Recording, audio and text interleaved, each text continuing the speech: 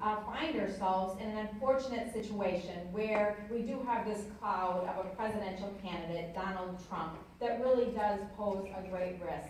And it's interesting, here we're supposed to be talking about jobs and the economy, and Donald Trump, his economic policies have been reviewed by McCain's former chief economic advisor as costing 3.5 million jobs. They say he would drive us into a recession. Again, I think that's the least of his problems, as I make it very clear.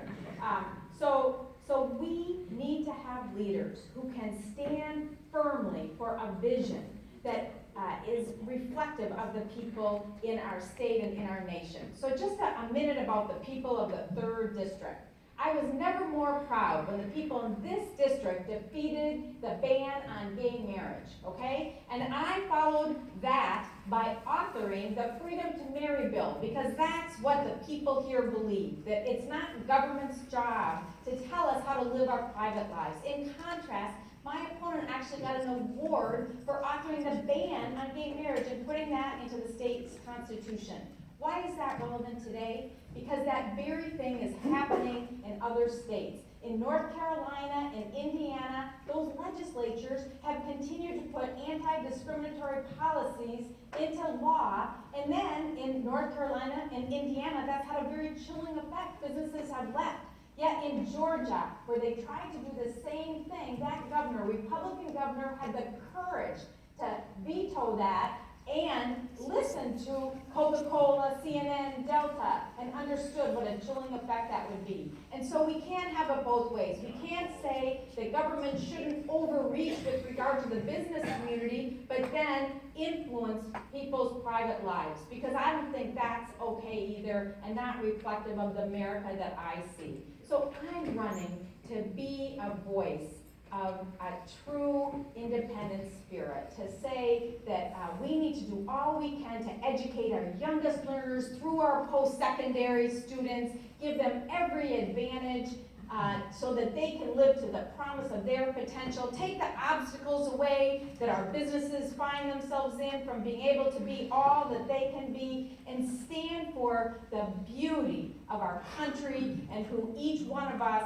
can bring to bear. So I will be that courageous leader. I will tell you that Donald Trump is not fit to be a president. I will tell you that I am going to vote for Hillary Clinton, and that you can trust me to stand up to her and my party when it's not in our best interest, because I'll always put your interests first and have you in my heart. Thank you. All right, Terri Bonoff, thank you very much.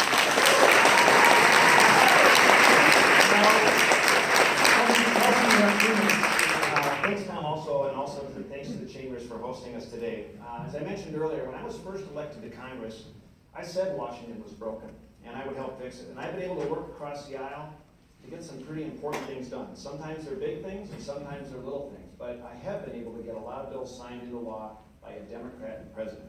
And that's important, because focusing on issues that are key to our Minnesota economy, medical device tax, talking about suspending that, again, was a 5-year persistent effort.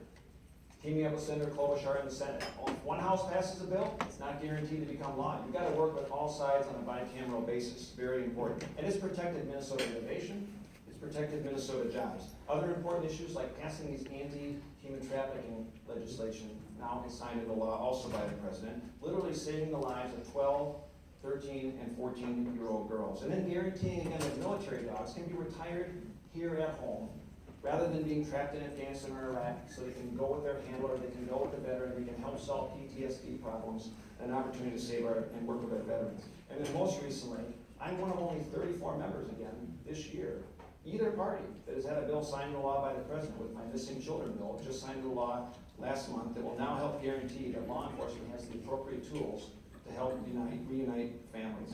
And again, like Terri Bonoff, I absolutely want to move our country forward. I want to move our state forward. We share that vision, but we have very different views and very different ideas about how to do that. Because she does claim to be a very business-friendly Democrat, but her record is starkly different. She did vote for the 4th income tax bracket in 2009, a $1 billion tax increase. She supports Obamacare and bringing it here to Minnesota. And sending a letter to congressional members of the delegation is very different than actually voting to put it in place.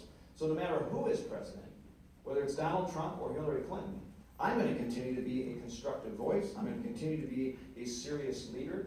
I'm going to continue to be a reform-minded, results-oriented, and solution-oriented person working across the aisle to actually get things done. And a big part of that is being a voice for small business, being a voice for those of you that create jobs and creating a healthier economy, whether it's pushing tax reform, trade policy, or the right types of healthcare reforms, because the Republicans did have a better alternative on healthcare. It was the only proposal scored to actually lower healthcare premiums, but that got pushed aside.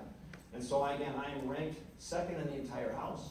I'm ranked fifth in the entire House for bipartisan bills, in the top 15% for actually passing bills out of the committee, and actually number one in the Minnesota delegation.